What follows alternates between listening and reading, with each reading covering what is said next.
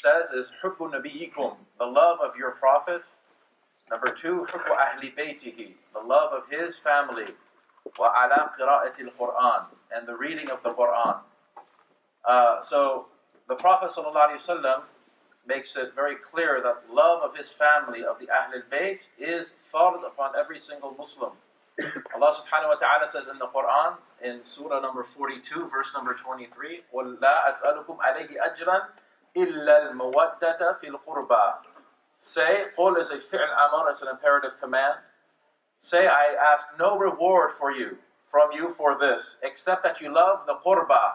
And the mufassirin of the Quran are unanimous that the qurba here referred to is the Ahl al-Bayt of the Prophet Muhammad sallallahu alayhi wa alihi wa sallam. Imam Shafi'i says in a poem, Ya ala bayti Rasulillah, hubbukum fardun min Allahi fil kitab. O family of the house, O people of the house of the Messenger of God, your love is incumbent upon all of us from Allah subhanahu wa ta'ala, based on the book of Allah subhanahu wa ta'ala. And then he said, Man lam yusalli alaykum la salata la.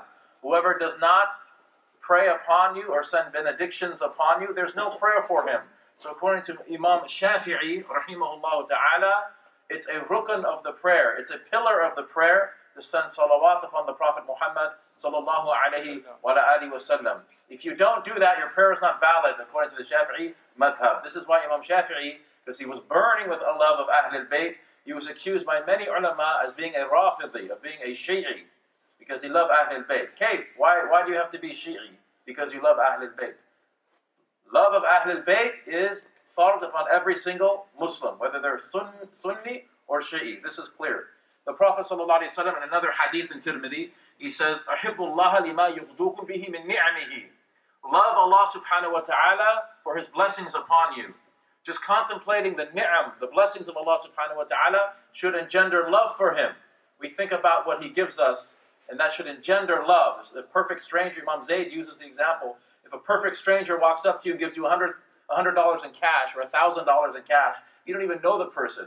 Your heart might actually incline towards that person, and you might actually love that person. You don't even know who it is. Think about Allah subhanahu wa ta'ala, who gave you your life, everything, your parents, your wealth, everything, your existence. And then he said, sallallahu alayhi wa sallam, وَحِبُّنِي لِحُبِّ اللَّهِ, and love me for the sake of Allah subhanahu wa ta'ala. وَأَحِبُّ أَهْلِ بَيْتِ لِحُبِّي, أو كما قال عليه الصلاة والسلام, and love my family for the sake of me. When the latter part of this verse was revealed in Surah Al-Ahzab, ayah number 56, Allah subhanahu wa ta'ala says, يَا أَيُّهَا الَّذِينَ آمَنُوا صَلُّوا عَلَيْهِ وَسَلِّمُوا تَسْلِيمًا. There's two fi'l amr and then a imperative and then a maf'ul mutlaq, an absolute, infinitive absolute at the end of the verse, which is for stress. Two imperatives and stress to send blessings of peace upon the Prophet sallallahu alaihi wasallam. So one of the companions came to the Prophet sallallahu alaihi wasallam when this verse was revealed and said, "Kayfa nusalli alayk? How do we pray upon you?" And the Prophet sallallahu alaihi wasallam said, "Qul, say, Allahumma salli ala Muhammad wa ala ali Muhammad." Send blessings of peace upon Muhammad sallallahu alaihi wasallam and on the family of the Prophet Muhammad sallallahu alaihi wasallam. So now the question arises: who are the Ahl al-Bayt? Right? Are the wives of the Prophet amongst Ahl al-Bayt? So the dominant response here from the ulama of Ahlul Sunnah wal Jama'ah is that yes, indeed, the wives of the Prophet sallallahu alaihi wasallam, the Ummahatul Mu'mineen, are from Ahl al-Bayt, and this is established in Quran and Hadith. So the term Ahlul Bayt is mentioned 3 times in the Quran, and in the immediate reference, it's referring to women. So in one ayah, for example, in Surah Hud, right, we're told that the angels came to the house of Ibrahim alayhi salam, and they gave Ibrahim alayhi salam and Sarah glad tidings of a son, Ishaq. فَضَحِكَتْ, and she laughed because she said, I'm an old woman, I'm an ajuz. هَذَا بَعْلِ شَيْخًا, my husband is 100 years old, right? So she laughed, ضَحِكَتْ, and they named their son Ishaq, which in Hebrew means laughter, because she laughed, right? And then the angel said, أَتَعْجَبِينَ مِنْ أَمْرِ اللَّهِ رَحْمَةُ اللَّهِ عَلَيْكُمْ رَحْمَةُ اللَّهِ وَبَرَكَاتُهُ عَلَيْكُمْ أَهْلَ الْبَيْتِ إِنَّهُ حَمِيدٌ مَجِيدٌ. Do you wonder at the command of Allah subhanahu wa ta'ala, mercy and blessings be upon you, O Ahlul Bayt, right? The second occurrence of Ahlul Bayt is in Surah Al-Qisas. in chapter 28 of the Quran, which we are told that the sister of Moosa alayhi salam is following the baby Moosa alayhi salam to see where he ends up through the river, and Asiyah, the wife of Fir'aun, picks him up, and he will not breastfeed from anyone, and he's going to die.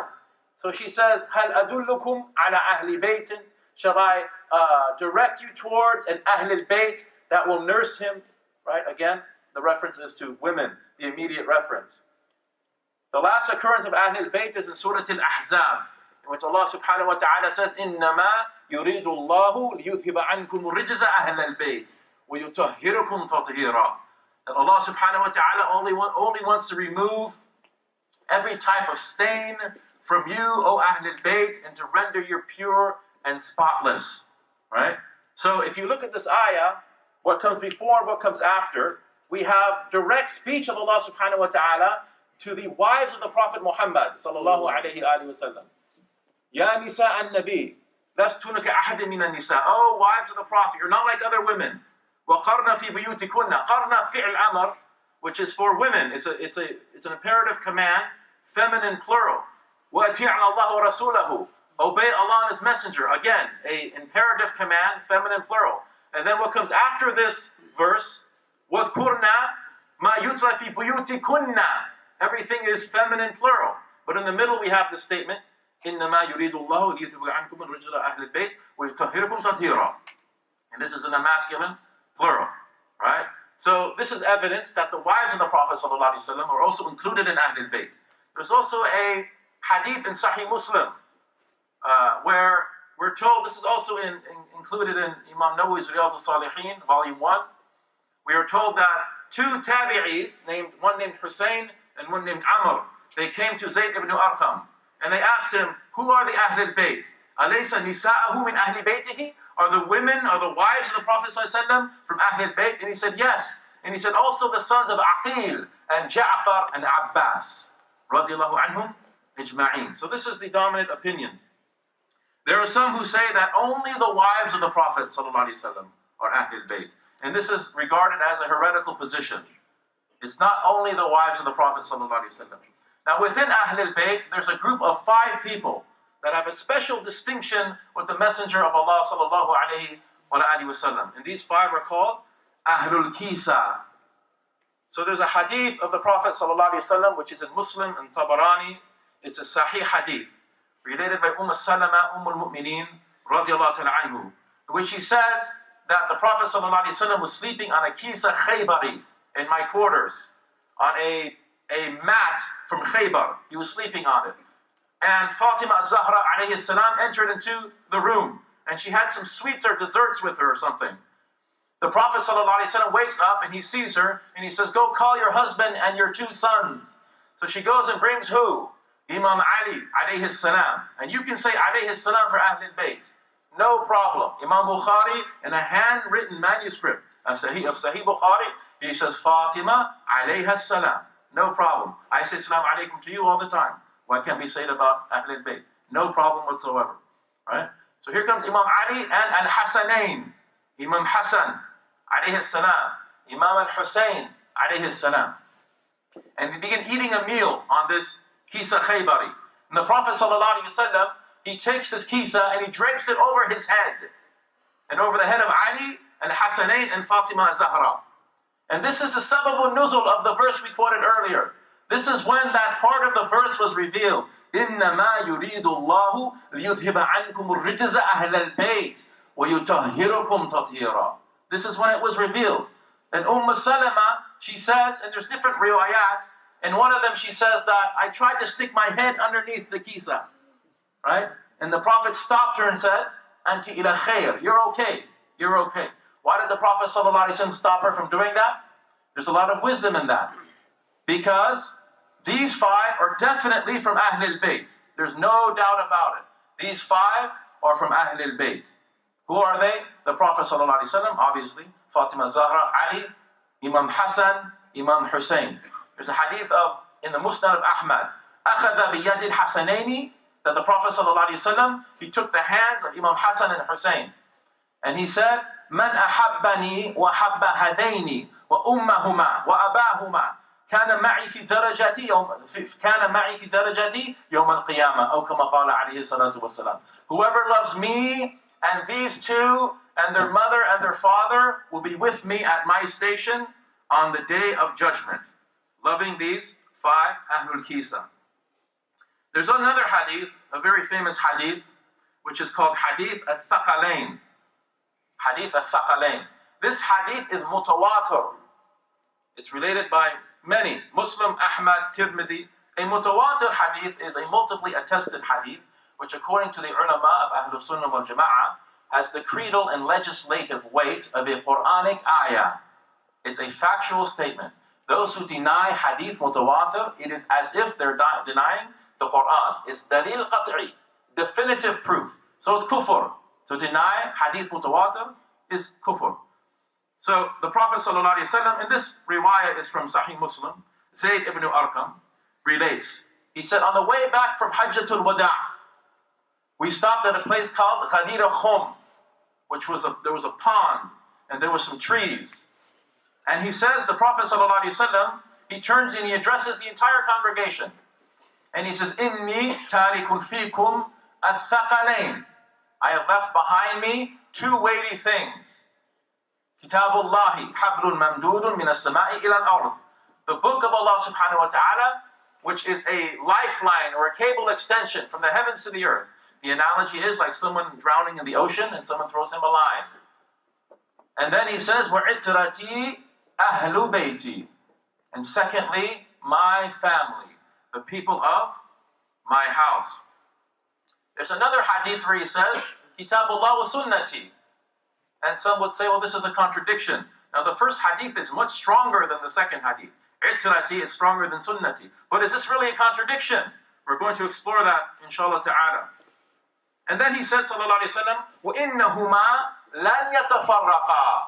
These two things, the Kitabullah and the Itra of the Prophet sallallahu alayhi wa sallam, Ahlul Bayt, they're never going to separate.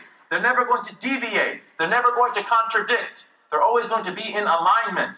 You cannot, in other words, you cannot understand the Quran without Ahlul Bayt. You cannot understand Ahlul Bayt without the Quran. And then the Prophet ﷺ, he said, Alastu awla bil mu'minina min anfusihim? Am I not more important to the believers than their own selves? Which is a reference to the verse in the Quran, Surah Al-Ahzab, ayah number 6. An-nabiyyu awla bil mu'minina min anfusihim.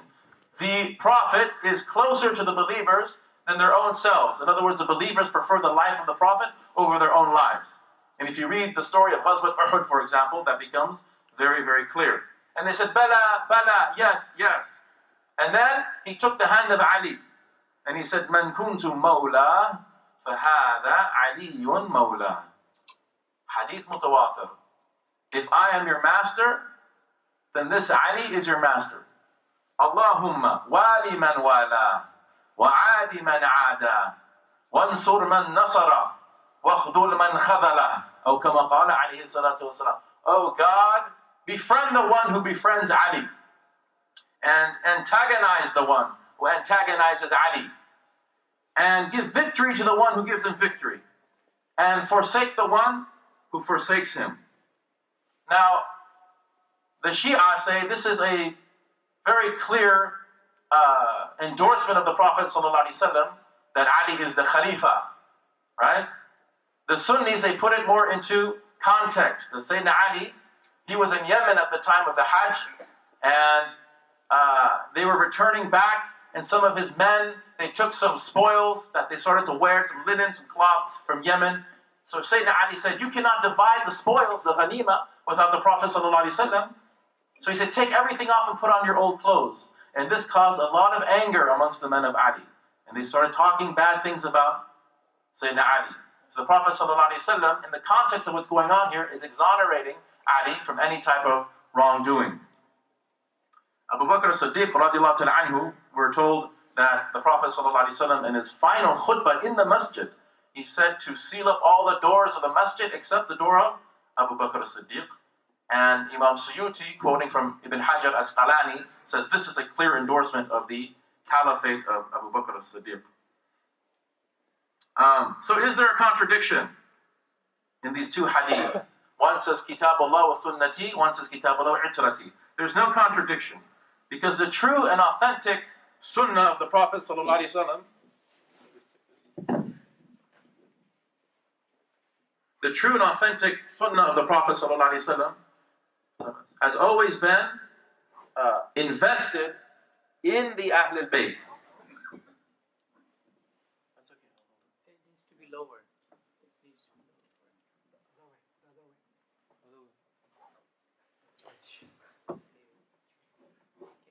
That's okay. I'll use it. So, the ulama say, Ahl Sunnah wal Jama'ah, that there's no contradiction in two hadith. That the true and authentic Sunnah has always been invested in the Ahl al-Bayt, in its Zahir and its Batin aspects. As long as the Ahl al-Bayt, these descendants of the Prophet ﷺ, they implement the Sharia, and obviously they have Iman. It's based on taqwa. That's the number one thing. Imam al-Haddad, who was a great scholar of Tarim in Hadramaut, he's Hussaini Ahl al-Bayt. He says in a poem, لَعَمْرُكَ مَا الْإِنسَانُ إِلَّا إِبْنُ دِينِهِ فَلَا تَتْرُكْ التَّقْوَى اتِّكَالًا عَلَى النَّسَبِ فَقَدْ رَفَعَ الْإِسْلَامُ سَلْمَانَ فَارِسٍ وَقَدْ وَدَعَ الشِّرْكُ الْحَسِيبَ أَبَا لَهَبٍ. He said, by your life, a person is only the son of his religion. So don't forsake taqwa and lean on your lineage. Taqwa is the most important thing. For verily, Islam did what? Exalted the Persian, Salman. Right? He's not Ahl al-Bayt, but the Prophet ﷺ said what? Salmanu minna Ahl al-Bayt. Salman is an honorary member of Ahl al-Bayt. And verily, shirk debased the high noble birth of the person Abu Lahab, who's from Bani Hashim, the uncle of the Prophet ﷺ. Another hadith is from Salama, where she says, Ali and the truth are inseparable. Ali and the truth are inseparable.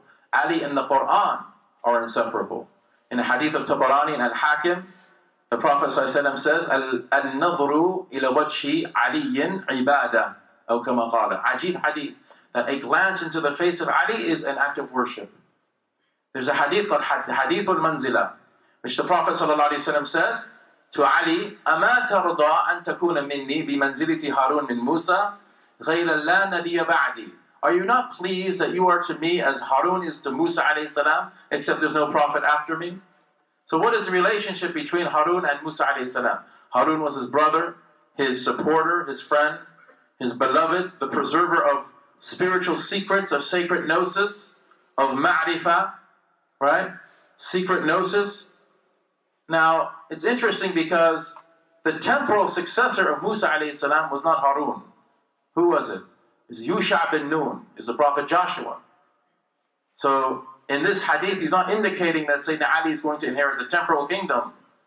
Abu Bakr as-Siddiq is the Khalifa of the Prophet ﷺ, and he also inherited this secret gnosis, spiritual secrets from the Prophet ﷺ, highest type of knowledge, ma'rifah. That's why many of the turuq, of the tasawwuf, of the mystical aspect, or ihsan, they go through Ali or Abu Bakr as-Siddiq radiallahu ta'ala anhu. Another hadith of the Prophet ﷺ, Hadith al-Safina, it's a very interesting hadith. It's in the Mustadrak of al-Hakim, Musnad of Ahmad. The Prophet ﷺ said, مَثُلُ أَهْلِ بَيْتِي كَمَثَلِ سَفِينَةِ نُوحٍ مَنْ رَكِبَهَا فَقَدْ نَجَى وَمَنْ تَخَلَّفَ عَنْهَا فَقَدْ هَلَكَ. The similitude of my Ahl al-Bayt, my family, is like the ship of Noah, of Nuh alayhi salam. Whoever embarks upon it is saved, whoever does not is ruined. So these are just some hadith, some Quranic ayat.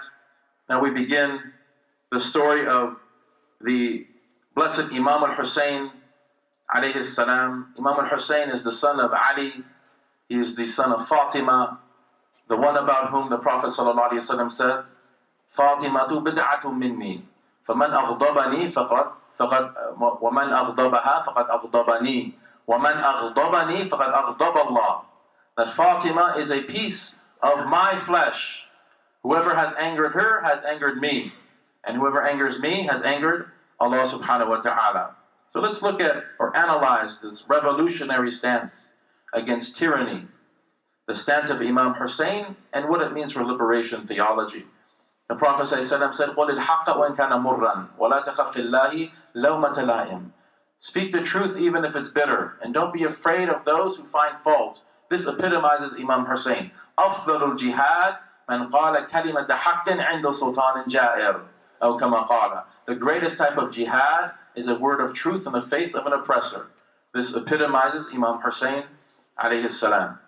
So Imam Hussain was born in 4 Hijri. He's the second son of Ali and Fatima. They say that Imam Hassan looked like the Prophet ﷺ from the neck up. And Imam Hussain alayhi salam looked like the Prophet ﷺ from the neck down. This is in their khalq, in their physical appearance. The Prophet ﷺ also said in a hadith, which is an amazing hadith of al-Bazzar, al-Hakim, al-Tabarani, Husaynun minni wa ana min Hussain. Allahumma ahabba man ahabba Husaynan. Hussain is from me and I am from Hussain. So we can understand Hussain is from me because Hussain is the grandson of the Prophet ﷺ. But how do we understand wa ana min Hussain, and I am from Hussain? So the ulama say that this indicates that the khuluq of Hussain is also similar to the Prophet ﷺ. That he looks like the Prophet ﷺ in his physicality, but also his comportment, his character, his principles, his virtue are aligned with the character, the principles, and the virtues of the Prophet ﷺ as well. Another interpretation of this meaning is that Sayyidina Hussein is the preserver of the Prophet's religion and legacy. The Prophet ﷺ had intense love for his grandchildren. One time the Prophet ﷺ was standing on the minbar giving khutbah for Jum'ah. And Imam Hussain was a toddler and he had wandered into the masjid following the voice of his grandfather.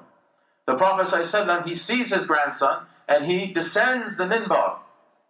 And he, in the middle of the khutbah, and he picks up his grandson and he hugs him. The same body he hugged that would be trampled by horse at Karbala. And then he kisses the face of Imam Hussain. The same face that's attached to the blessed severed head that would be whipped by the stick of Ibn Ziyad, and some say Yazid himself. The Prophet ﷺ, he reascends the pulpit, the minbar, and finishes his khutbah holding his grandson in his arms. This is the kind of love that the Prophet ﷺ had for his grandchildren. He used to say, Inna ibni hadha, about Imam Hussain. Indeed, this son of mine. Indeed, this son of mine. Now, as an adult, Imam Hussain lived during a time of major tyranny and massive persecution of al-Bayt. So in Damascus at the time, part of the khutbah liturgy was something called the La'an Ali, right? And this was state instituted. In other words, you can't give a khutbah in the Umayyad polity unless you send la'ana, curses, on Ali. Like we have arkan of the khutbah. You have to give hamdulillah, as-salah ala nabi, ittaqullah. There's a few things you have to say in Arabic in every khutbah for the khutbah to be valid according to the different madahib.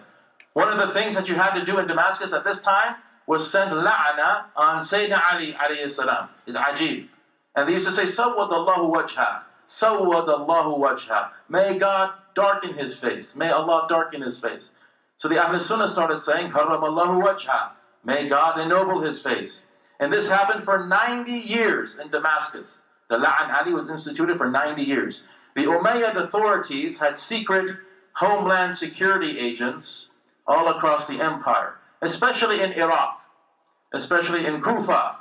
Why Kufa? Because when Sayyidina Ali became Khalifa in 656 of the Common Era, he moved the capital of Islam from Madinatul Munawwara to Kufa in Iraq. And this gave him a more central position to deal with this growing problem coming out of the north from the Bani Umayyah in Damascus, and also put him in a good position to deal with this menacing group of puritanical Muslims who call themselves al-Khawarij, who were called al-Khawarij. These are people who believed that they were the only ones who had the truth. They were exclusivist, and everybody else was a kafir. And it was a man of Khawarij who eventually killed Imam Ali alayhi salam. Imam Suyuti says in his Tarikh al-Khulafa that the Prophet ﷺ said to Imam Ali, he said, 2 people will have the most painful torment in the inferno. The fair-skinned man of the people of Salih, the one who killed the Naqatullah, the she camel. And the one who's going to strike you here And this, his beard, will be saturated with blood. And this is what happened to Sayyidina Ali as he left the masjid, according to book 40 of Ihya Ulumuddin, Kitabu Dhikr al-Maut, wa ma ba'da. Imam Ghazali says, when Imam Ali was coming out of the masjid in Kufa, this man of the Khawarij, Abdul Rahman ibn Muljam al-Muradi, pounced on him and cut and struck him with his poison sword on his cranium. It split his skull, and immediately blood rushed down his face, and Imam Ali fell back and said, Fuztu wa Rabb al-Ka'ba, Fuztu wa Rabb al-Ka'ba. I have triumphed by the Lord of the Ka'ba. I have won by the Lord of the Ka'ba. So, another hadith of the Prophet ﷺ, he said, Ya Ali, la yuhibbuka illa mu'min, wa la yubghiduka illa munafiq. He says, nobody loves you except a believer. Nobody is angry with you except a munafiq. Abu Sa'id al-Khudri radiallahu ta'ala anhu said, Kunna na'rif al-munafiqeen fil madinati bi bughdihim Ali. We used to be able to tell who's a munafiq in Medina because of their hatred for Ali. So the name Ali was very much stigmatized during this time, and it carried with it a political subversion. Nobody would name their son Ali, right? Because Muawiyah radiallahu ta'ala anhu had a difference of opinion with Imam Ali alayhi salam. And if you name your son Ali, it's as if you're agreeing with Ali over Muawiyah. So this was dangerous for people to do. It was seen as politically subversive. It was stigmatized. Imam Hussain, he names 4 of his sons Ali. 4 of his sons. Ali Akbar, Ali Asghar, Ali ibn Hussein, Zainul Abidin. So any type of behavior that was even remotely perceived as subversive by the Umayyad polity was harshly dealt with. Unfortunately, it was part of Umayyad foreign and domestic policy at one point to hunt down and kill the descendants of the Prophet Muhammad sallallahu alaihi wasallam. This is how pitiful it was. There's a hadith, the Prophet says, Inna ibni hadha sayyid, about Imam Hassan, that this son of mine is a sayyid. فَلَعَلَّ اللَّهَ أَنْ يُصْلِحَ بِهِ بَيْنَ فِئَتَيْن مِنَ الْمُسْلِمِينَ. Perhaps Allah subhanahu wa ta'ala will cause reconciliation by means of him between 2 groups of Muslims. So Imam Tirmidhi says in a hadith that the righteous caliphate will last for 30 years. It's a sound hadith. It'll last for 30 years. And the Prophet ﷺ, he says in a hadith, عَلَيْكُمْ بِالسُنَّةِ وَسُنَّةِ الْخُلَفَاءِ الرَّاشِدِينَ الْمَهْدِيِّينَ تَمَسَّكُوا بِهَا وَعَدُّوا عَلَيْهَا بِالنَّوَاجِذِ. Hold fast to my sunnah and the rightly guided caliphs. Hold fast to it. Bite onto it with your molar teeth. أو كما قال عليه الصلاة والسلام. Hold on to it. So if you add up the caliphates of Abu Bakr, Umar, Uthman and Ali, you get 29 years and 6 months. So Imam al-Hassan was Khalifa for 6 months. We shouldn't forget that. That's why Jalaluddin Suyuti, he mentions in his book, Tarif al-Khulafa, that the 5th Khalifa is Imam Hassan. So the Prophet ﷺ passed on Rabi'ul Awwal, 11 Hijri, and Imam Hassan abdicated, relinquished his haqq to Muawiyah in Rabi'ul Awwal, 41 Hijri. So Muawiyah was the governor of Syria at the time of Uthman's murder. And he wanted Ali to immediately investigate, because Muawiyah and Uthman were kinsmen. They're both from Bani Umayyah. He wanted Ali to investigate and find the culprits and to punish them. Imam Ali thought it was prudent not to do that. It's going to divide the empire. In hindsight, Ahlul Sunnah sides with Imam Ali, alayhi salam. But then Muawiyah said, I'm not going to give you bay'ah then. I'm not going to pledge my allegiance to you. And he did not. Neither did Aisha, neither did Zubair, neither did Talha. Zubair ibn Awam, Talha ibn Ubaidullah, these are from Ashran Mubashirin bil Jannah. The Prophet ﷺ says, Hadith mutawatir, these 2 men are in paradise. But initially, they did not give bay'ah to Ali. This led to the first civil war, the Battle of the Camel, in 656 of the Common Era. So Aisha marches out against Ali, and her primary intention was to make Islah bayn al-Muslimin. This is our opinion of this event. But there were some Saba'ites, right, who had attacked the Hawdaj of Aisha. They attacked her. These are proto-Khawarij. So the people of Aisha had no choice but to defend her. So a skirmish began. He sent Aisha back to Madinatul Munawwara, hosted by her brother, Muhammad ibn Abi Bakr. Now, after this battle, the shirt of Uthman, radiallahu ta'ala anhu, was hanging on the pulpit in Damascus, his blood-stained shirt. And that was used as a means by which people would gain some sort of Hamas or this type of zealotry. So Muawiyah was able to raise a huge army. And we have now in 657 of the Common Era, the Battle of Siffin, which is Ali against Muawiyah. Now this battle ended in an arbitration, a tahkim, right? And we won't go through all the details of the battle, but basically what happened is that when Ali made arbitration, a large group of his men rebelled against him and said, "You're the Khalifa, how dare you make arbitration? You have committed kufr and you are kafir." And these became the Khawarij. So in 659, Sayyidina Ali went to war with the Khawarij at Nahrawan. And there was two groups of Khawarij, the Azraqis and the Najdis. And both of them were puritanical. They believed that any Muslim who even committed a minor sin had become a kafir, apostated, and it was the duty of them to kill that Muslim. So Imam Hussain, he was bothered by Siffin, right? This event where Sahaba are fighting Sahaba. He was bothered by it. So in 41 Hijri, he met with Muawiyah, radiallahu ta'ala anhu, and relinquished his haqq to spare Muslim blood. 41 Hijri is known as Amul Jama'ah. Amul Jama'ah, the year of unity. But there was a condition. The condition was that the caliphate would return back to him when Muawiyah died. So Imam Hussain at this time was about 40 years old. Muawiyah was around 60. So he says that when you die, it should come back to me, and if not me, then the al-Bayt. And Muawiyah agreed with this. Now, Muawiyah died in 60 Hijri, when he was around 80 years old. And before he had died, he'd chosen his son, a fellow named Yazid, who was 32 years old at the time, to be the next Khalifa. And Muawiyah justified the decision by saying that Syria had the strongest army, and its strength was proper for the caliphate, to retain the power of the caliphate. And besides, Hassan had already died by this time.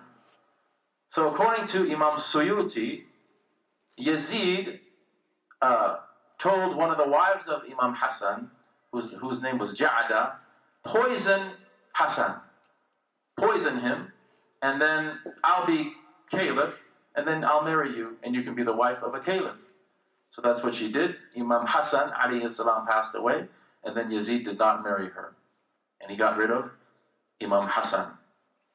There's even some scholars of Ahlul Sunnah wal Jama'ah, just to mention this, that say that the poisoning was instigated by Muawiyah.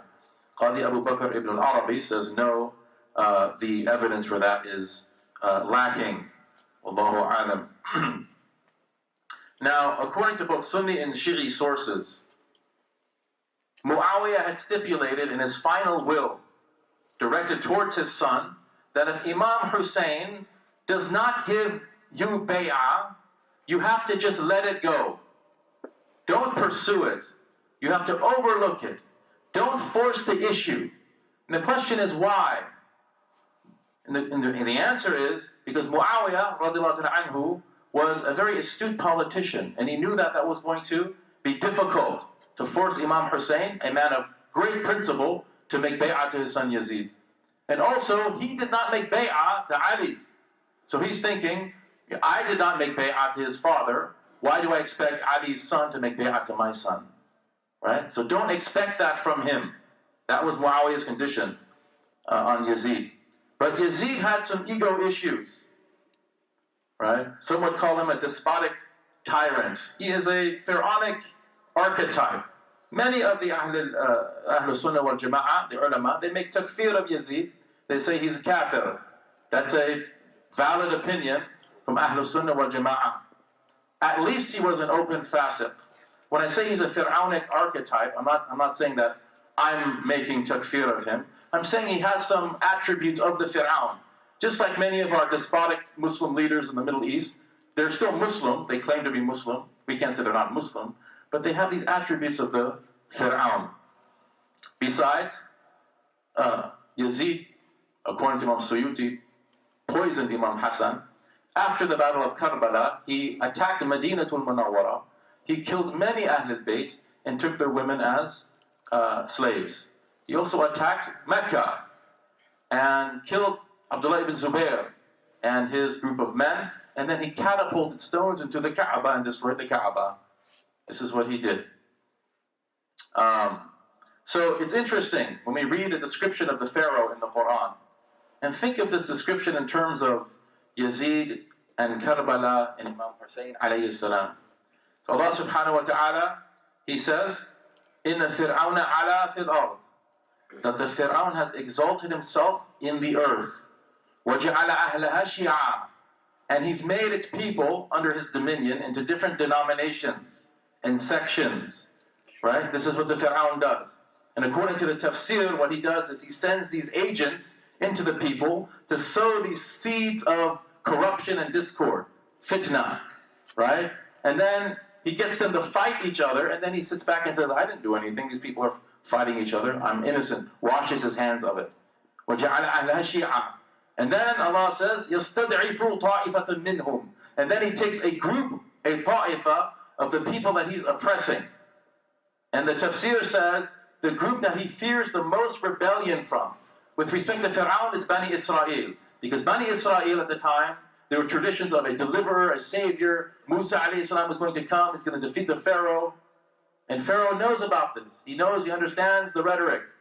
So with respect to Yazid, it's the al-Bayt of the Prophet ﷺ. He fears rebellion, losing his power. And then Allah subhanahu wa ta'ala tells us specifically, how does he oppress this ta'ifa? يُذَبِّحُ أَبْنَاءَهُم. He kills their men. He hunts them down and he kills their men. وَيَسْتَحْيِي نِسَاءَهُم. And he leaves their women alive. Right? So now those women are dependent upon the very system that murdered their men. إِنَّهُ كَانَ مِنَ الْمُفْسِدِينَ.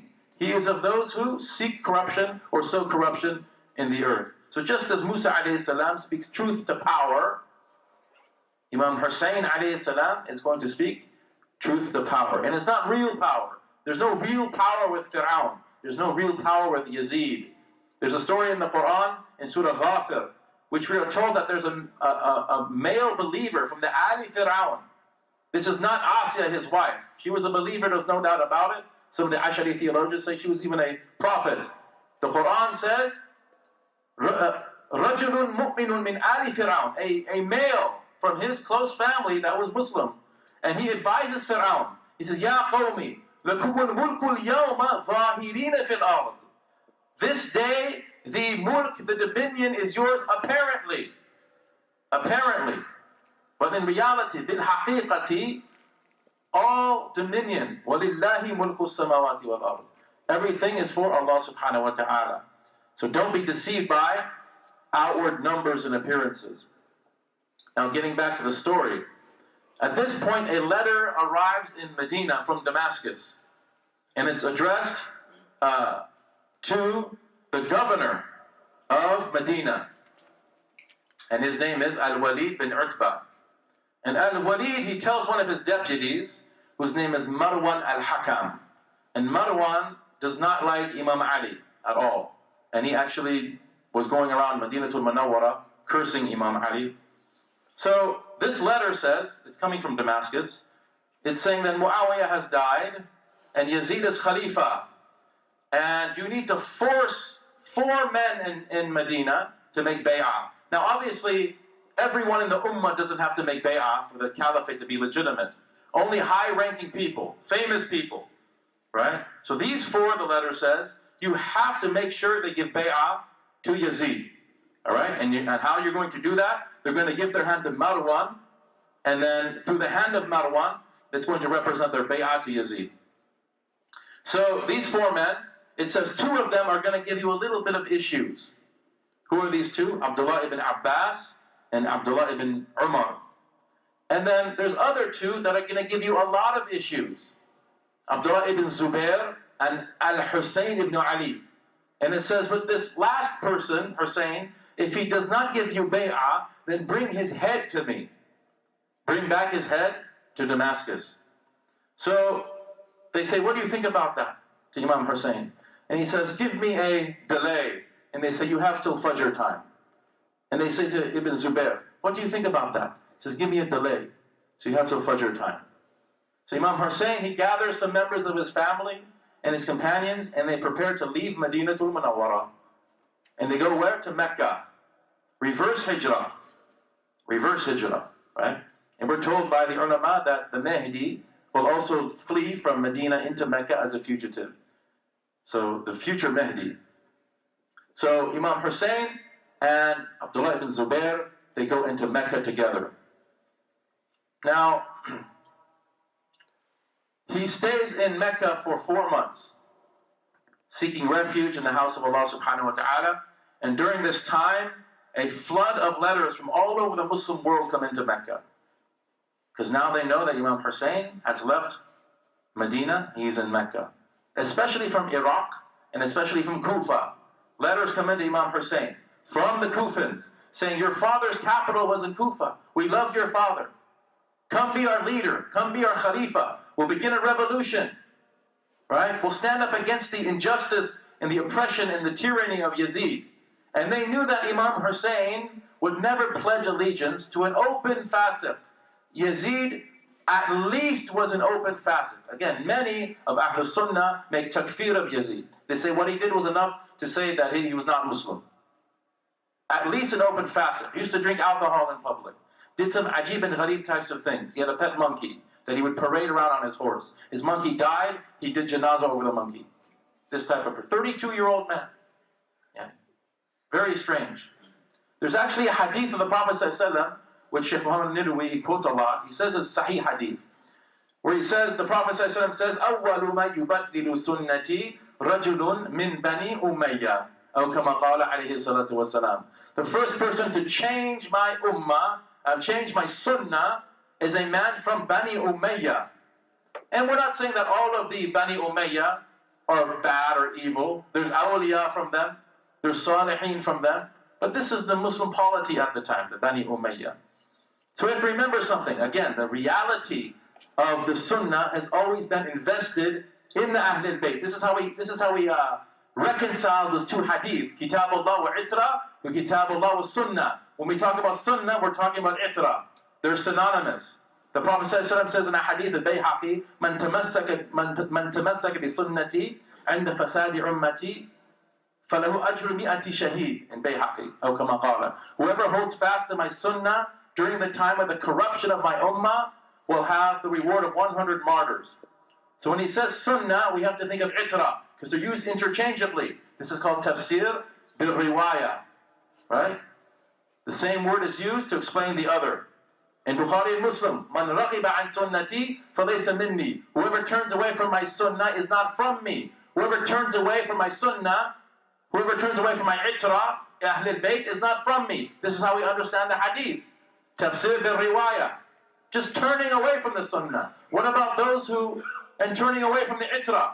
What about those who oppress the itra, the Ahlul Bayt? What about those who hunt them down and massacre them? The Prophet says, فَلَيْسَ مِنِّي حُسَيْنٌ مِنِّي وَأَنَا مِنْ Hussein. It's a ajib hadith. Really unbelievable statement from the Prophet says, Fatima tu bid'atu minni. Fatima is from me. Aliyun, there's actually a hadith. Aliyun minni وَأَنَا مِنْ Ali. Another hadith, إِنَّ الدِّينَ بَدَأَ غَرِيبًا. This religion started strange. فَسَيَعُودُ كَمَا بَدَأَ فَتُوبَ لِلْغُرَبَةِ. This religion started strange, and it will again return to be something strange. So glad tidings to the strangers. وَهُمُ الَّذِينَ يُصْلِحُونَ مَا أَفْسَدَ النَّاسُ مِنْ بَعْدِ مِنْ سُنَّتِي. Who are those?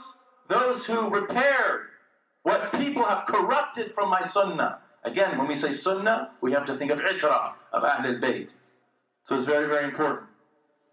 Now, while in Mecca, Imam Hussain, he sends a deputy, who's his cousin, named Muslim bin Aqil, into Kufa to investigate. Right? To investigate. So he wants to know, go into Kufa, but be very careful and find out if what they're saying is true. Is this a ruse? Is this a trick of some sort? Are they trying to frame me and trap me? So he sends Muslim bin Aqil into Kufa. Now Muslim stayed in the house of a man named Hani bin Urwa.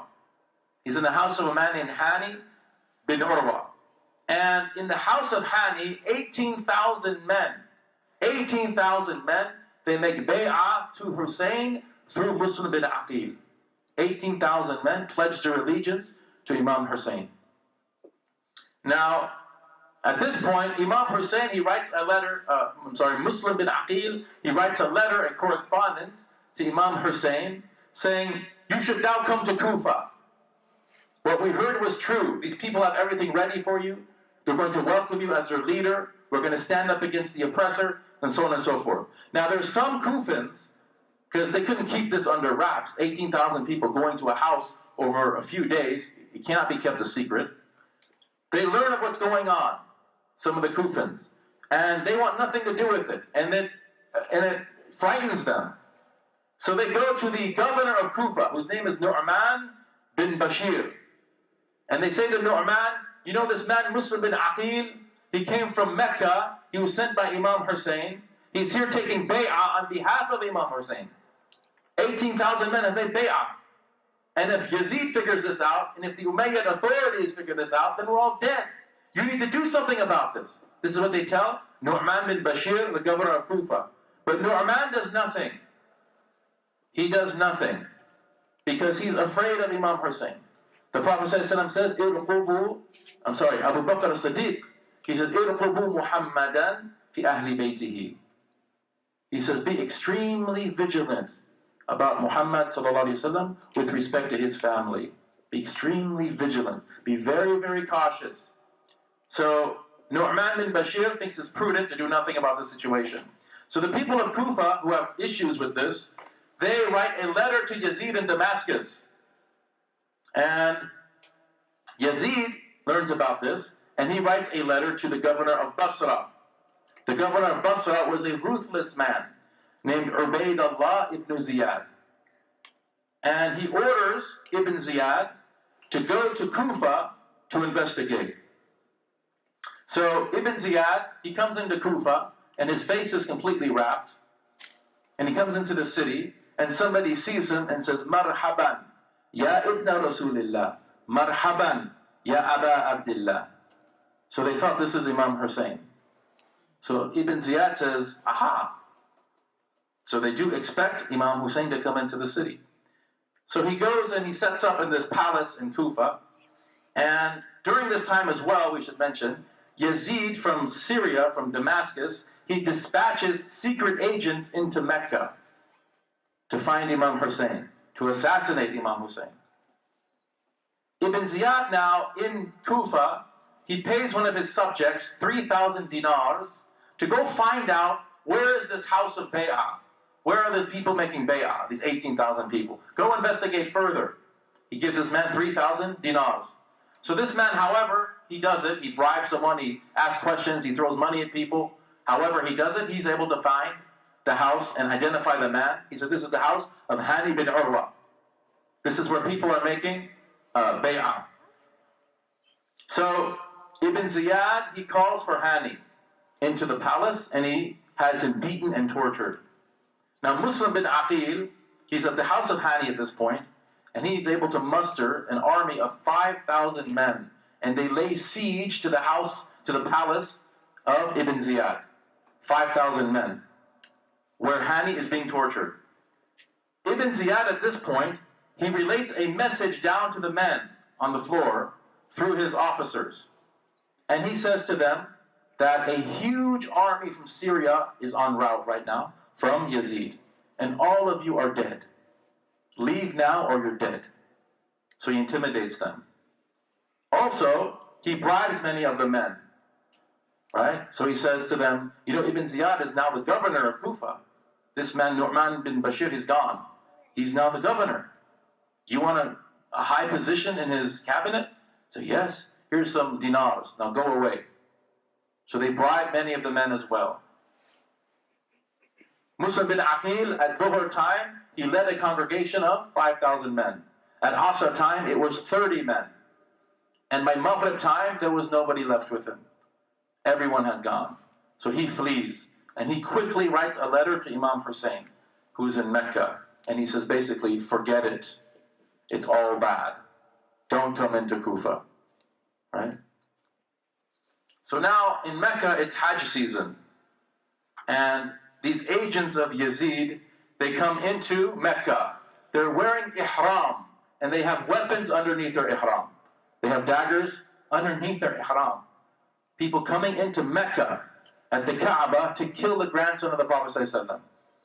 The Imam, he cuts his Hajj short and he decides to leave Mecca. And the question is, why does he decide to leave Mecca? He receives a letter, it's all bad, don't come to Kufa. But he's leaving Mecca. The reason is because, the ulama say, the second thaqal cannot violate the first thaqal.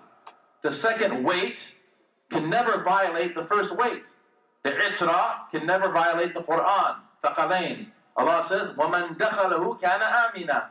Whoever enters the house is safe.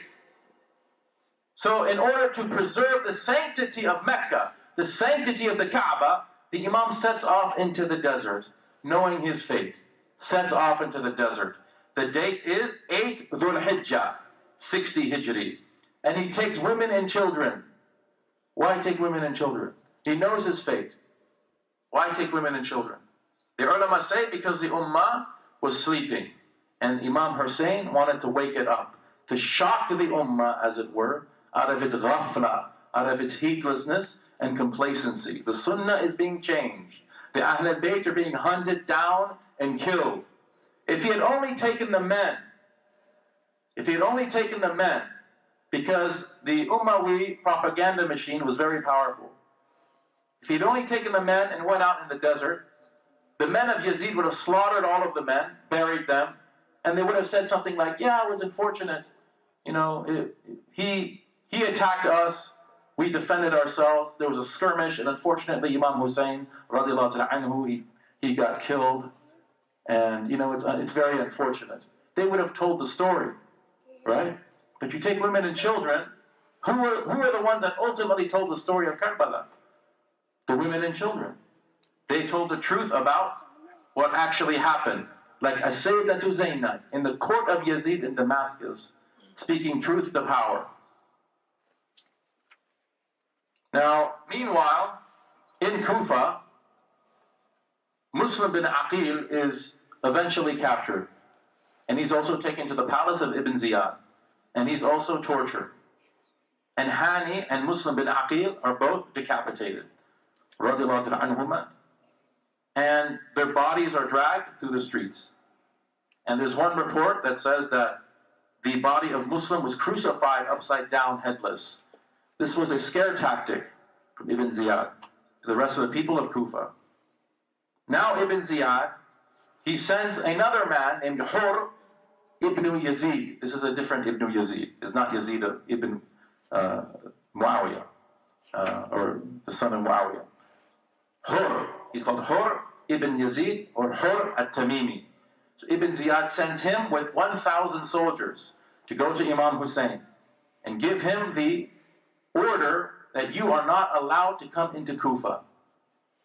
He says, just prevent him. He's not saying go kill him, go massacre. He says, don't let him come into Kufa. This is his order. This is the order of Ibn Ziyad to Hur bin Yazid and his 1,000 men. So Hur goes out and he meets Imam Hussain. And he says to Imam Hussain, who's already in Iraq, somewhere in Iraq. He's left Mecca, he's in southern Iraq somewhere. He says to Imam Hussain, you need to go back to Mecca. And Imam Hussain says, I'm not going back to Mecca. So no, you need to go back to Mecca. These are the orders. He says, I'm not going back to Mecca. I'm not going to be slaughtered in the house of Allah subhanahu wa ta'ala. I am the son of Ali and Fatima, my grandfather of the Prophet ﷺ. You're going to order me to go back to Mecca? And then Imam Hussain loses his patience with the man, and he says, may your mother lose you. Which is a way of saying, what, are you kidding me? And then Hur is taken aback by this. And he's thinking about it. And he says, you know, if any other man said that to me, I would kill him on the spot. But I'm thinking to myself, what can I say about your mother? What can I say about Fatima Zahra? I can't say anything. Suddenly he changes a little bit. There's a different demeanor to Hur, right? And now it goes from commanding him, go back to Mecca, to pleading with him. Ya Imam, please, I beg you, go back to Mecca. It's going to be all bad in Kufa. Go back to Mecca. And Imam Hussain says, no, I'm not going to go back to Mecca. So they're 70 kilometers from Kufa at this point. And Imam Hussain says, what is this place called? And Hur says, Karbala. And he says, Na'am, hada karb wa bala. Karb means disaster in Arabic. Bala means tribulation. Disaster and tribulation. So eventually now, Ibn Ziyad, he sends another 4,000 soldiers into the desert. And now the leader of this squadron is a man named Umar ibn Sa'd. Umar ibn Sa'd. Who is Sa'd? He's the son of Sa'd ibn Abi Waqas, radiyallahu ta'ala anhu. Min asharan mubashirina bil Jannah. He's a great companion of the Prophet ﷺ. His father Sa'd defended the Prophet at Uhud. His father said to Sa'd, Fidaka abi wa ummi, ya Sa'd. Irmi ya Sa'd. Fidaka abi wa ummi. Throw your arrows, may my father and mother be your ransom. This is what the Prophet ﷺ said to Sa'd ibn Abi Waqqas. Now his son Umar is leading a group of 4,000 soldiers to go out against Imam Hussain. So he meets Imam Hussain at Karbala, and Imam Hussain, they have negotiations. And Imam Hussain says, okay, I'll give you 3 options. They say, what? He says, I'll go back to Mecca. Number 1, he has no intention of going back to Mecca. Number 2, I'll go straight to Damascus and make bay'at to Yazid. He has no intention of doing that. Or I'm going to go into one of these neighboring provinces or townships and fight fi sabilillah. But I won't go to Kufa. You don't want me to go to Kufa? I won't go to Kufa. So Ibn Sa'd says, great, beautiful. So he sends a correspondence back to Ibn Ziyad in Kufa. And Ibn Ziyad says, that's beautiful. That's a great idea. We accomplished our plan. But there's a hothead in Kufa who's from the advisors of Ibn Ziyad. And his name is Shimr ibn Dhil Jawshan. And Shimr says, what are you kidding me? He's dictating to us. He's our prisoner. He's a rebel. This is what we have to do. Bring him into Kufa and we'll decide what to do with him. Don't give him this option. How dare he dictate to us? Who does he think he is? Who does he think he is? Hussein minni wa ana min Hussein. Who is Shimr? Man Shimr? La adri. Right? So then Ibn Ziyad is convinced. Oh, it's a great idea. But he tells Shimr, you have to deliver this personally to Ibn Sa'd in Karbala. So he sends Shimr into Karbala. And Shimr says to Ibn Sa'd, he says, the deal is off. You have to bring Imam Hussain and all of his family members and companions as prisoners into Kufa. This is your only option. If Ibn Sa'd says, no, he's not going to agree to this, and neither will I. So then Shimr says, Ibn Ziyad also said, if you don't agree with it, he's not going to give you the governorship of Ray, of a place called R-A-Y-Y. Ray, a beautiful place in Iraq. He's not going to give it to you. He's going to give it to me, to Shimr. Right? So Ibn Sa'd, he said, no, I want to be the governor. Okay, fine. So he goes to Imam Hussain. And he says, yeah, Imam, there's no deal here. We'll take you back to Kufa as a prisoner. And Imam Hussain says, prisoner? You're going to take me back to Kufa with al-Bayt as a prisoner? I'm the son of Ali. I'm the son of Fatima. I'm the grandson of the Prophet ﷺ. You're going to take me back as a prisoner? He says, no, there's no deal. And Ibn Sa'd says, there's no other option. This is your final offer. And Imam Hussain says, there's one other option. He says, what is it? Nuqatilu, we're going to fight. This is what's going to happen. So suddenly, and during this time, these 5,000 men are amongst Imam Hussain and his people. Imam Hussain is leading everyone in prayer.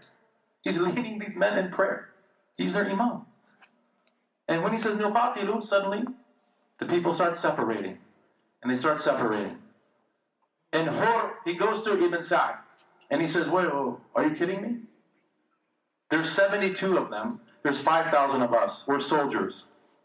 We're going to fight now? He says, yes. He says, no, just let him go to a township. He said, no, we can't. Ibn Ziyad said we can't do that. So Hur says, I am not going to attack Imam Hussein. So he changes sides.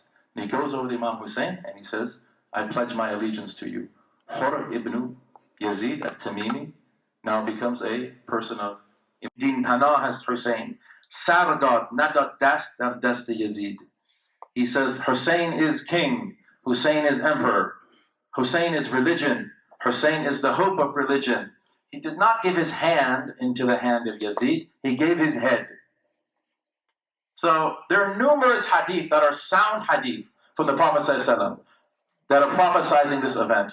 There's one hadith in the Mustadrak of al-Hakim, Sahih hadith, which Salama relates. The Prophet ﷺ was one time sleeping in her quarters, and suddenly, istayqadha faj'atan, he woke up suddenly and he was very disturbed by something. And then he went back to sleep. And then again he woke up, went back to sleep. And then again, a third time. And then she said, ثُمَّ استيقظ وفي يده الشريفة تربة حمراء. He woke up again and in his hand was some red soil. This sound hadith in the Mustadrak of al-Hakim. There's some red soil in his hand. يُقَبِّلُهَا, and he's kissing it. So she says, what is this? And he said, sallallahu alaihi wasallam, I've received disastrous news. This son of mine, Hussein, from Jibril alayhi salam, the son of mine, Hussein, is going to be slaughtered at a place called Karbala. And Jibril alayhi salam brought me some of the soil of the place, and I was kissing it. This is a sound hadith.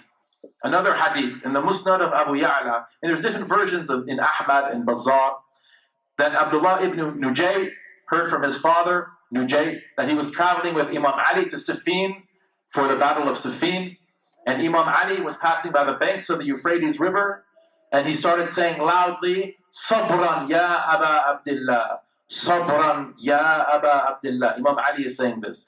And then Nujay says, what does that mean? What are you talking about? And then Ali says that when the Prophet ﷺ was in Medina, I once walked into his house and I saw him in the corner of the room with tears streaming down his face. And I said, what's wrong, O Messenger of God? And he said that Jibreel alayhi salam has descended upon me and said that this son of mine, Imam Hussain, is going to be slaughtered on the banks of the Euphrates River.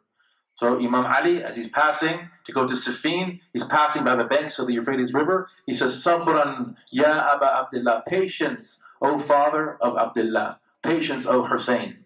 This is what he's saying.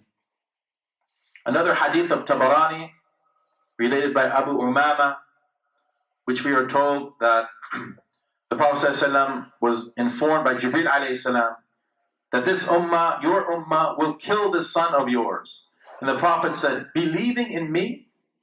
And Jibril alayhi salam said, yes. And he brought some soil to the Prophet ﷺ from this place called Karbala. Imam Ghazali relates in the Ihya Ulumuddin, book 40, that Ibn Abbas woke up from a dream and said, Inna lillahi wa inna ilayhi raji'un. Laqad qutila al-Hussein. We are for God, and to God is our return.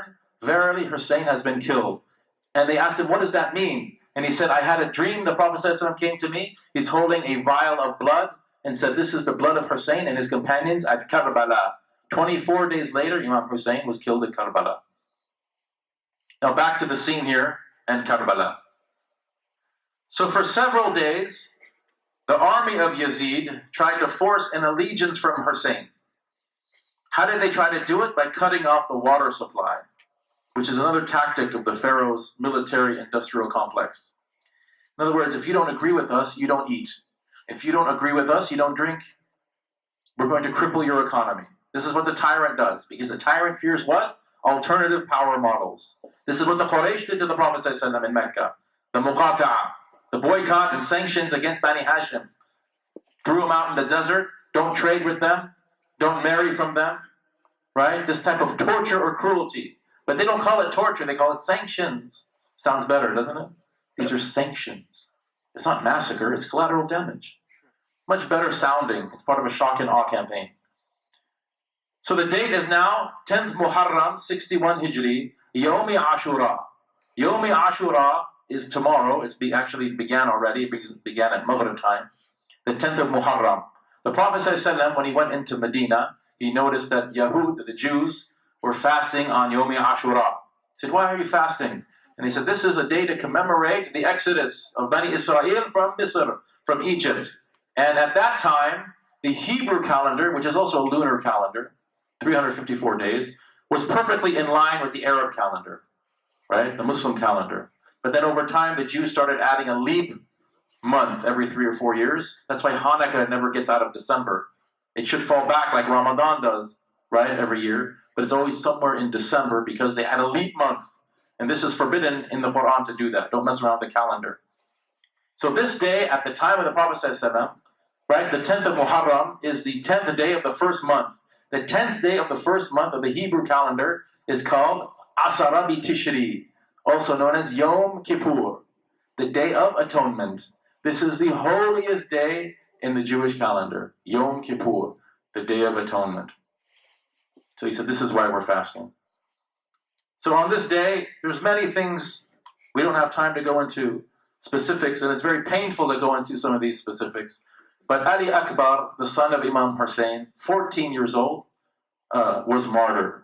Ali Asghar, who was 6 months old, Imam Hussain, towards the end of the battle, he presented his 6-month-old child to the army and said, because they were cutting off the water supply, says, this child of mine is dying of thirst. Can you just give some water to my child? When we slaughter animals, we give them to drink. When we slaughter animals, we give them to drink. You haven't given us water? Give water to this 6-month-old child of mine. And a man named Harmala, at the behest of Ibn Sa'd, fired an arrow into the neck of Ali Asghar, 6 months old. Imam Hussain buried him at Karbala. Zainul Abidin, also the son of Imam Hussain, who was 20 years old, he survived the massacre. He was sick. He was in the tent of his aunt, Zainab. He was sick. They spared him. All of the Alawi Sadat come from Zainul Abidin. If Zainul Abidin was killed, there's no Imam al-Haddad, al-Faqih al-Muqaddam, Abu Bakr bin Salam, Habib Ali Jifri, Habib Umar bin Hafid. None of these would have happened, right? This man, Zainul Abidin, was spared from Karbala. He was sick in his bed. They spared him. Abbas, who was the half-brother of Imam Hussain, he made an attempt to get water from the Euphrates. Both of his arms were severed. And then finally he was killed as well. Hur at-Tamimi, the man who turned to Imam Hussain, he was martyred as well. Abu Bakr bin Ali, a son of Ali. Ali had a son named Abu Bakr. This is really important, because some would say there's enmity between Sahaba, right? That Abu Bakr and Ali had enmity, there was hatred. They didn't like each other, because one stole the haqq of the other one. This is what some people say. Ali named one of his sons Abu Bakr. He died at Karbala. Ali had another son named Uthman, who died at Karbala. The children of Muslim bin Aqil, Muslim who was killed at Kufa, 3 of his children killed at Karbala. Abu Bakr, the son of Hassan, Imam Hassan had a son, Abu Bakr, he was killed at Karbala. Ja'far, Imam Ali had a son named Ja'far, he was killed at Karbala. The children of Ja'far, the women, Zainab, Sukaina, Fatima, etc., they were all taken into custody. As for Shimr, Shimr is the one who dealt the blow to Imam Hussain alayhi salam that killed him. The ulama say that the Maharun Nar, what does Mahar mean? A dowry. The dowry of hell is the head of Imam Hussain. This is what the ulama say. The man who decapitated Imam Hussain. There is a hadith in the books of the Shafi'is, which is of dubious nature, but it's an interesting hadith that they quote, which the Prophet ﷺ has reported to us, said, قَاتِلُ الْحُسَيْنِ فِي تَابُوتٍ مِّن نَارٍ عَلَيْهِ نِصْفُ عَذَابِ أَهْلِ الدُّنْيَا. The killer of Hussein, the qatil of Hussein, is in a coffin in the fire. Upon him is half of the punishment of all of the people of dunya. Imagine all the people that go to Jahannam. Half of all of that punishment is on a single man. Qatilul Hussein. The main point here is that the ta'ziyah, or the passion narrative, if you will, of Hussein, is metamorphic. It's meta-historical. The Shia say every day is Ashura and every land is Karbala. Right? You probably heard this. This is true. There's truth in this. Liberation theologian Hamid Dabashi, he says the army of Yazid is a floating signifier. Imam Hussain is anyone who says no to tyranny and injustice, and Shimr and Yazid is any militant thug who murders, rapes, tortures, invades, and colonizes. So in this sense, Malcolm X, radiallahu ta'ala anhu, is a Husseini archetype, a man who stood up against racism and oppression during a time it was very difficult to do so. Martin Luther King, who's not Muslim, he's a Husseini archetype. He has the characteristics of Imam Hussain, who stood up against this terrorism. Birmingham, Alabama, in the 1960s was known as Bombingham. Why? Because white people were bombing black people all the time. Bombingham, Alabama, the center of the white Al-Qaeda, white terrorism. Birmingham, Alabama. 1963, the 16th Street Baptist Church was bombed. 4 black girls in the basement, incinerated, killed. Rachel Corrie, who stood in front of an Israeli tank to protect a Palestinian home. She is a Husseini archetype. So Imam Hussein sacrificed his life to set this trans-historical example, not to vicariously atone for our sins, as in Christianity, but rather to give us an example, a virtuous example, as to how to live our lives. So it's just a few things about the aftermath, and then we'll stop, inshallah ta'ala. So the tents were all burned by the army of Yazid. The women of al-Bayt all wore niqab. The niqab was taken off and the hijab was taken off, ripped off the hijab. The heads of all the men that were slain were taken off. The body of Ali Asghar was exhumed, 6 months old. His head was he was decapitated. They put the heads on spears and they marched into Kufa and paraded around the city of Kufa in this big procession.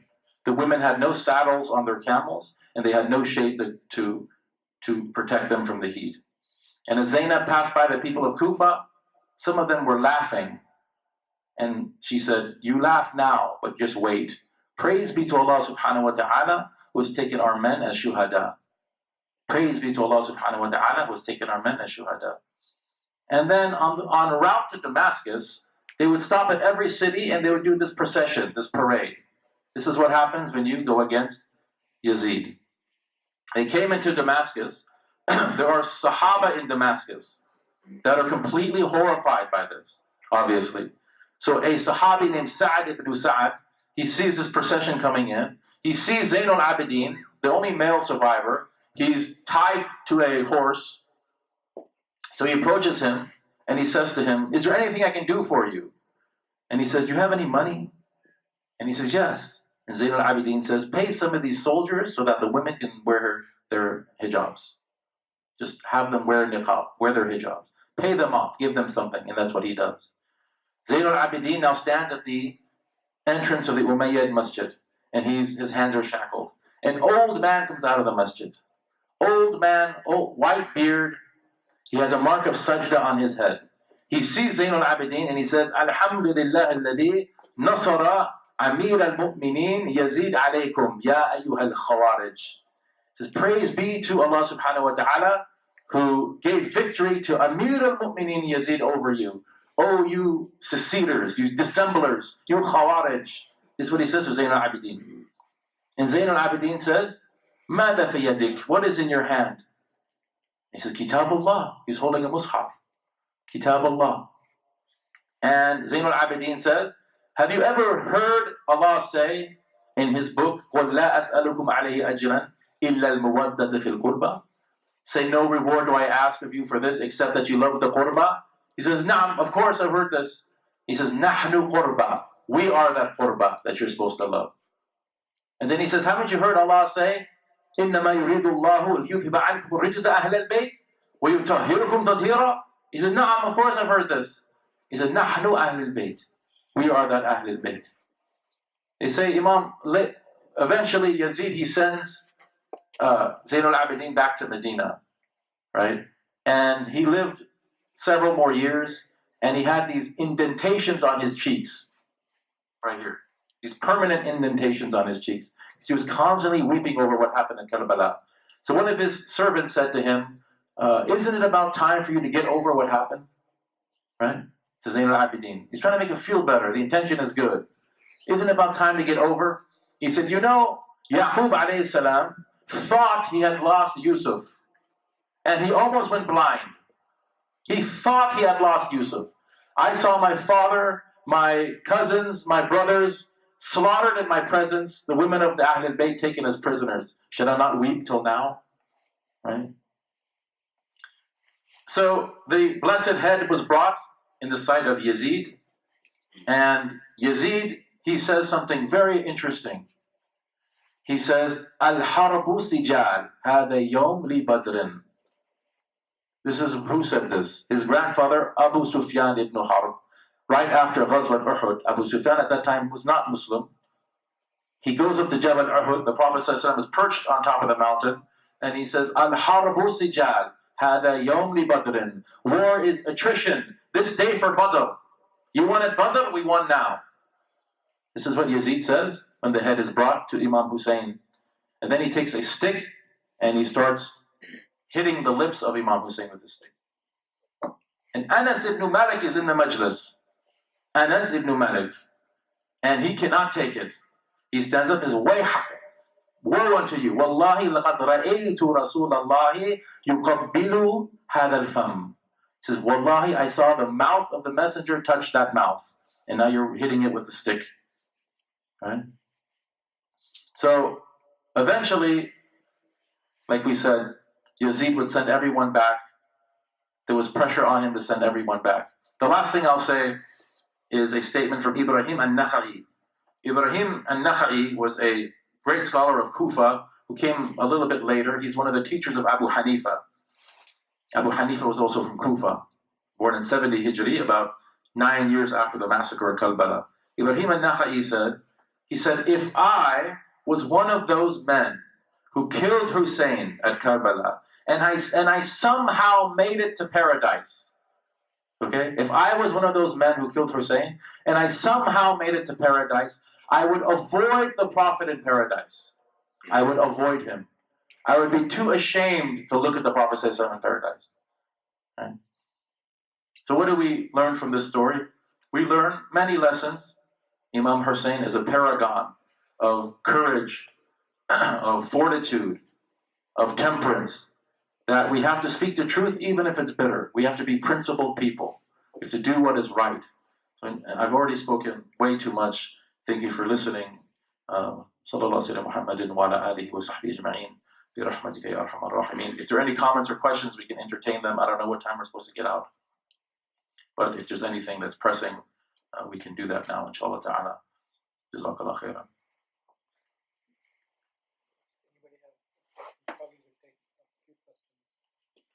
Suriyanik. Wa alaikum salam.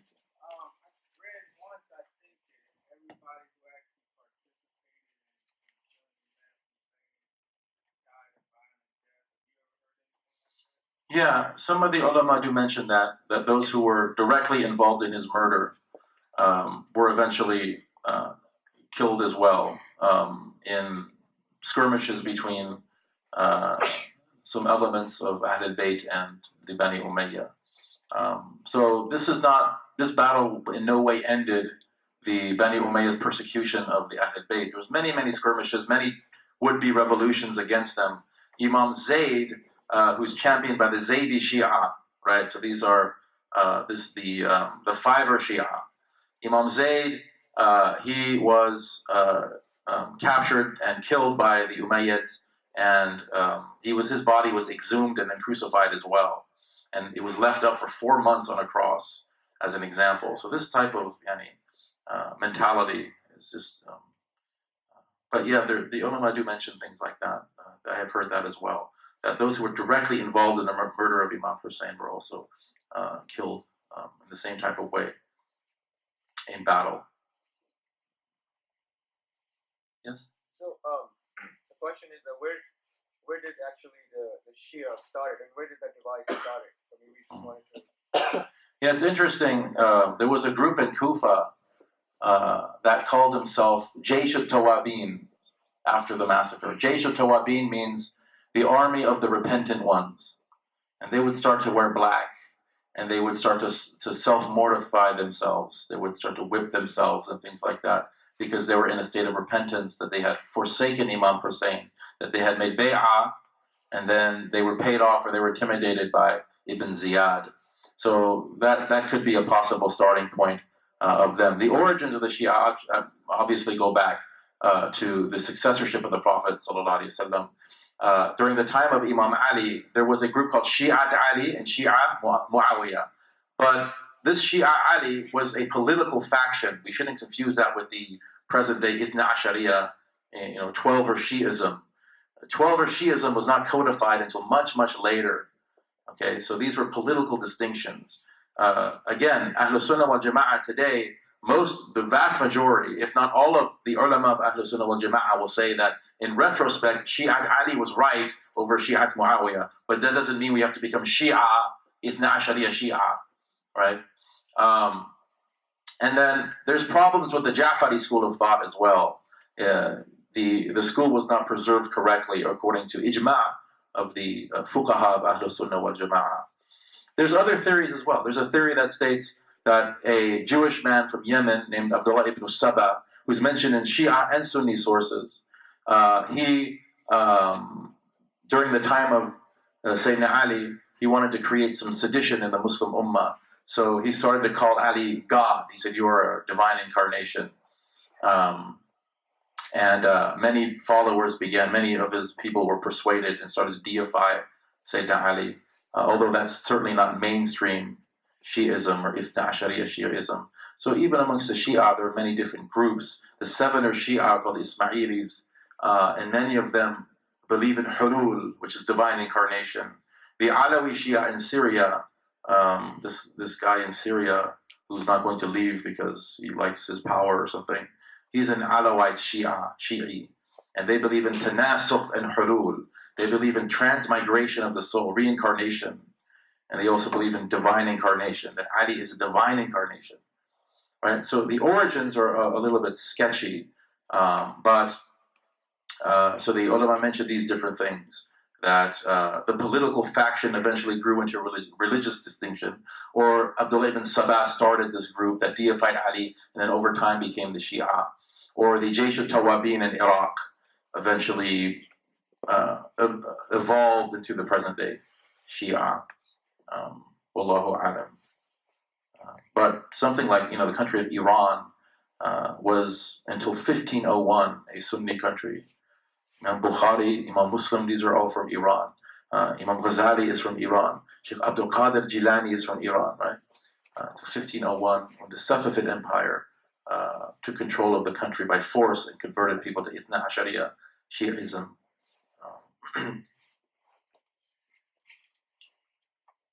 Yes? Can you speak more about the historical significance of the Ummah not supporting Imam Hussain at the time, and or the historical significance of Imam Hussain al-Abidin making it alive?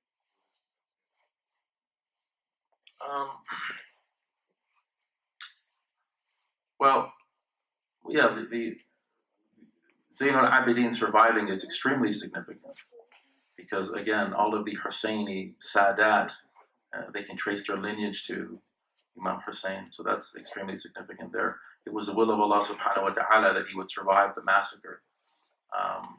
And I studied in Tarim, and the Ba'alawi Sadat in Tarim, they traced their lineage to Zayn al-Abidin. So what happened is, in Iraq in the 9th century, Isa al-Muhajir, he migrated from Iraq down into Yemen, Arabia Felix, because there was so much fitna in Iraq at the time.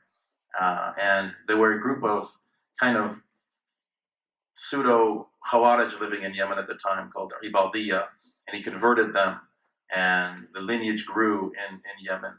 So if you go to places like Yemen, in Hadramaut, you'll find a very large concentrated population of Ahlul Bayt. Imam al-Haddad is buried there, Sheikh Abu Bakr bin Salam, as we mentioned. So during this time of massive persecution of Ahlul Bayt, the hands of Bani Umayyah, many of the Ahlul Bayt, they fled from Medina and from Iraq and went to places like Yemen and also to India as well. A lot of Sadat in India. So, I don't know who wants to comment. Yes, sir. I will comment. First of all, mashallah, beautiful.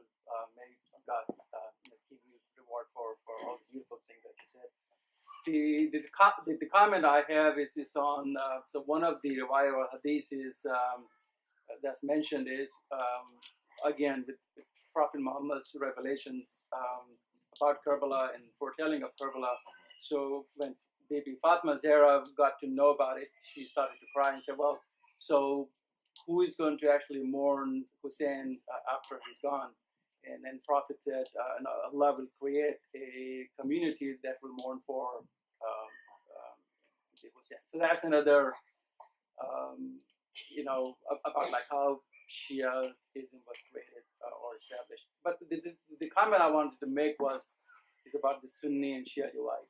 And if you look at now, it's for some reason Shias feel that they kind of own Imam Hussein, so they have the rightful ownage, if you will.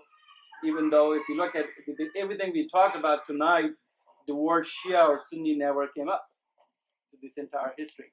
And it actually says in Surah Imran, verse number 103 through 105, is to hold on tight to the rope of Allah and do not get divided among yourselves as sects. So there is a clear verse in the Quran, or verses in the Quran, ordaining the Muslim Ummah not to get divided. So again, asking you, where did it really come from, where there are clear verses in the Quran and the Ummah still gets divided? Yeah. My personal policy is that I don't engage in intra-faith debate. It's good to have dialogue, right? That's obviously, and I got a call from a university. A brother at the MSA, he said, the Shia want to do a joint event with the Sunnis. Should we do it? I said, of course you should do it. And talk about things that unite. That we have a foundational principle, and that's love of al-Bayt. But for me, this is an issue that the greatest scholars of Islam, that are giants, were dwarfed compared to them. We're not even the shadow of them. They couldn't solve it. So the ulama say, do not engage in polemical discourse between Sunni and Shia issues. Imam Malik said it's haram for awam to engage in jidal and debate, polemical discourse, haram, right? But if you go to some of these MSAs and whatnot, or if you go to even the masjid, you have Muslims that don't even know, don't know the fara'id of wudu, or don't remember it immediately, and they're talking about debating Ash'ari, Maturidi, and Wahhabi, Salafi, and these types of things. It's just a waste of time, and it creates enmity, and according to Imam Malik, it's haram. Even amongst the ulama, he says makruh. Even amongst ulama, sometimes ulama have to debate and hammer out issues and things like that. So he says sometimes it's necessary, but even then it's makruh to do that, because even then there's a chance of enmity between the ulama. So this issue of Sunni Shia, we're never going to solve this issue. We're never going to solve this issue. We have to just accept it. It's a difference of opinion. The vast majority of ulama of Ahlul Sunnah wal Jama'ah say the Shia are our brethren. Imam Ali did not make takfir of Khawarij, people who are actively trying to kill him. He says, as long as their faith is, this is what they believe, these are the articles of faith, they believe in that. They have a weird way of going about in the methodology, but he was asked, what do you think about the Khawarij? He said, Ikhwanuna baghu alayna. They are our brothers who have rebelled against us. But when the Khawarij were asked about Imam Ali, one of them was asked, what do you think about Ali? He says, Ma ablagha hadha kuwayfir. How eloquent is this little kafir? Referring to Imam Ali, a'udhu billah. Right? That's a firqa. وَلَا تَفَرَّقُوا. You quoted the verse. Right? وَاعْتَسِمُوا بِحَبْلِ اللَّهِ جَمِيعًا وَلَا تَفَرَّقُوا means do not join a firqa. Don't join a sect. What is a sect in the difference of a sect and a madhab? We talked about this in the past. A madhab is a methodology that recognizes there's other methodologies within the hudud of what's permissible according to the sacred law. So Shafi'i, Maliki, Hanbali, Naqshbandi, Qadiri, Ba'alawi, these are madhahib, right? Within what's known as the hudud, the parameters of sacred law. And they recognize there's truth in all of these methodologies. We're not talking about, Muslim and then Jew and then Christian. That's not what I'm talking about. I'm talking about within Islam. We're not perennialists, right? We believe Islam is deen al-haq, no doubt about it. But if you join a firqa like the Khawarij, they say what? We have the truth, everyone else is a kafir. It's haram to join a firqa. The vast majority of the ulama of the Shia, they say the Ahlul Sunnah are our brothers. There's takfir going on by a minority group on both sides. I've studied with really conservative fuqaha of the Hanafis who say these Shia are worse than Yahud and Nasara. They're more They're bigger in their kufr than Yahud and Nasara. And I took fiqh from them. I don't have to believe in their aqidah. I'm a grown man. I can make my own decisions, right? And the vast majority of the Shia, they say Ahlul Sunnah are our brothers, but Ali should have been a Khalifa. Khalas, right? So, and there's other issues that go into it. You know, the cursing of Sahaba, is it kufr, is it bid'ah? What is the cursing of Aisha? Right? It's really a sad situation. Is there a question from a sister, inshallah?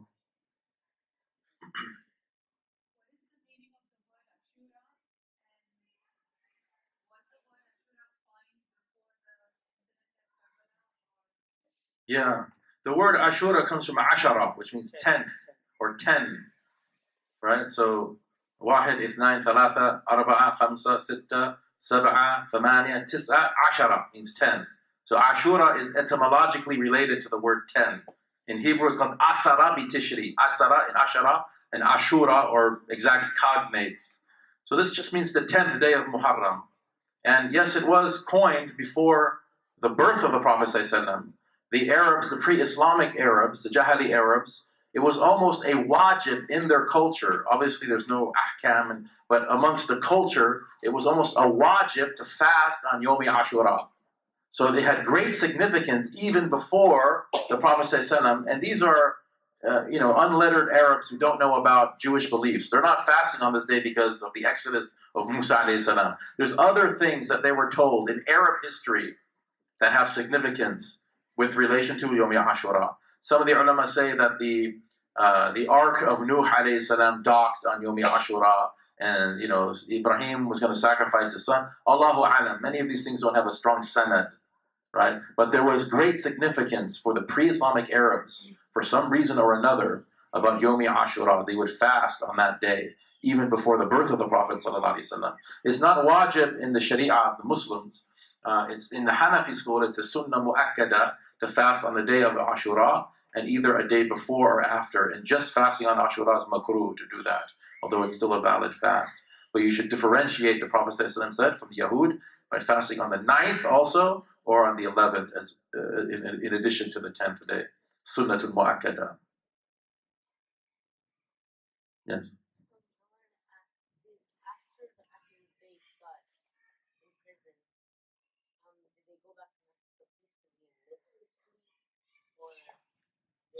Yeah, Yazid did send them back. They stayed in Damascus for some time, but then the women and Zainul Abidin were all sent back with a big procession honoring them and so on and so forth. It seems like this was something that his advisors had told him to do, because it really bothered, as you can imagine, the vast majority of the ummah that this had happened to Imam Hussain at Karbala. So he sent them back into Medina, although Yazid did attack Medina shortly after Karbala and killed many of the men in Medina that were al-Bayt. And as we said, he also, Ibn Zubair, remember we talked about Ibn Zubair, Abdullah ibn Zubair, who had made Hijra, reverse Hijra with Imam Hussain from Medina to Mecca. He stayed in Mecca, right? And he was able to survive in Mecca. And he led somewhat of a rebellion against the Bani Umayyah as well, but he was defeated in Mecca by Yazid, who brought a huge army into Mecca and eventually destroyed the Kaaba in the process. But yeah, many of the ulama say that the direct descendants of Hussein, even unto the 11th person, was poisoned, was martyred, either by poisoning or death in battle. Definitely the Shia take that position. And they say that the 12th Imam is the Mahdi, right? This is a difference of opinion amongst the Sunni ulama and the Shia ulama.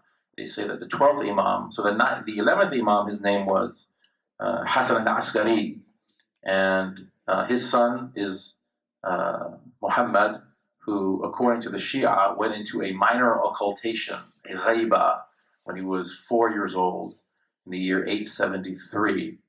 And what that means is that only certain people, his deputies, were allowed to speak to him, and he would speak to the deputies and communicate to the followers of al-Bayt. This is according to Shia history and theology.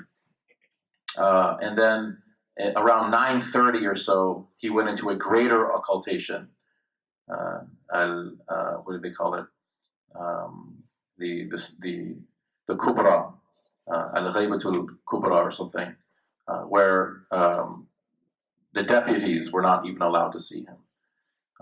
So the Shia say that towards the end of time, he will come out of his occultation and lead the armies against the Dajjal with Isa alayhi salam. The Sunni position is that the 12th Imam will be born sometime in the future, or the Mahdi, I should say, will be born sometime in the future, and that he'll be a descendant of the Prophet ﷺ. Although the dominant opinion amongst Ahlul Sunnah is that he's actually a descendant of Imam Hussain, not Imam Hussain. And there's many traditions about the Mahdi, and many of them are weak. But what we can tell from our reliable sources is that he will come from Medina into Mecca as a fugitive, and that he will have some of the physical features of the Prophet ﷺ. It's interesting. Did you hear about this event that happened on the 1st of Muharram in 1400 Hijri in Mecca? There was a seizure of the Grand Mosque of Masjid al-Haram by this man, Juhayman al-Urtbi or Ataie or something like that. These students from Medina University came down into Mecca and claimed that they had found the Mahdi. And it was Juhayman's brother-in-law, whose name was Muhammad ibn Abdullah, which is the name of the Mahdi. And he looked like the Prophet ﷺ. He had a broad forehead, he had an aquiline nose, very beautiful face. He's around 40, 45 years old or so.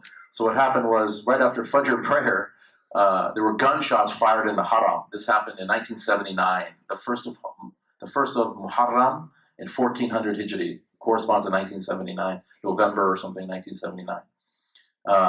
And gunshots were fired, and the microphone was pulled from the Imam who was leading the masjid, the Salatul Fajr, whose name was Sheikh Muhammad as-Subayil.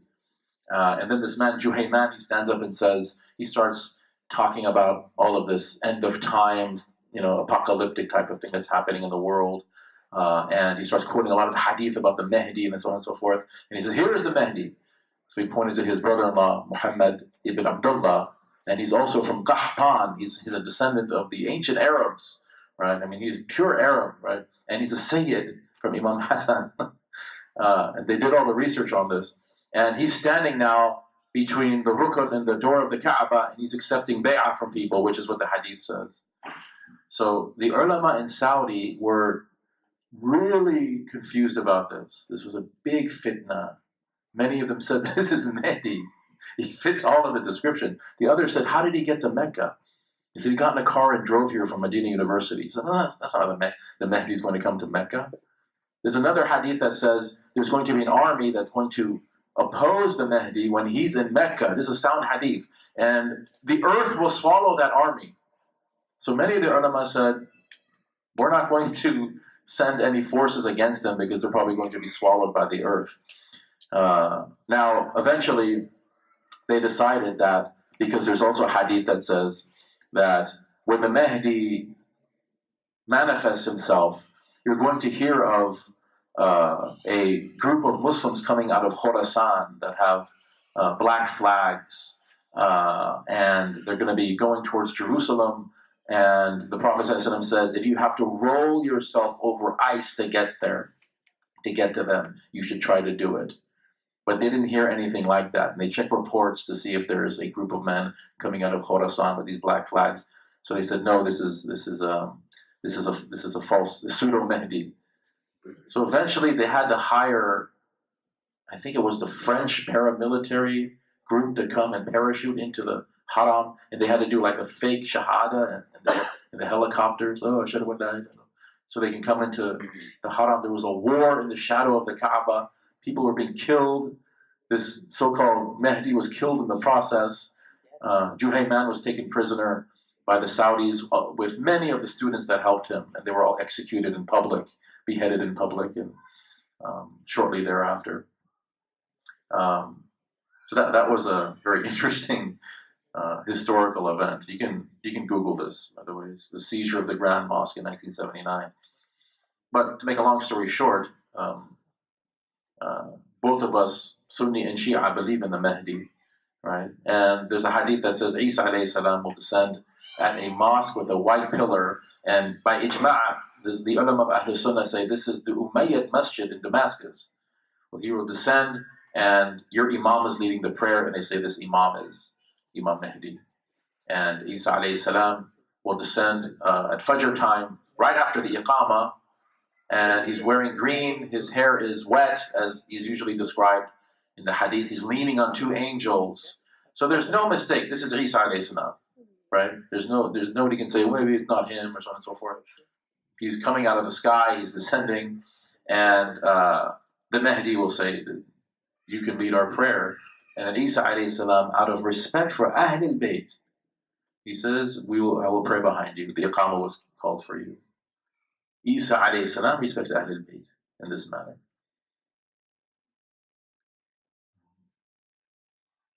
Is there? I think of. Jazakallah khairan. Thank you very much. Please keep us in your dua, inshallah ta'ala. Sallallahu alayhi wa sallam. Alhamdulillah rabbil alamin.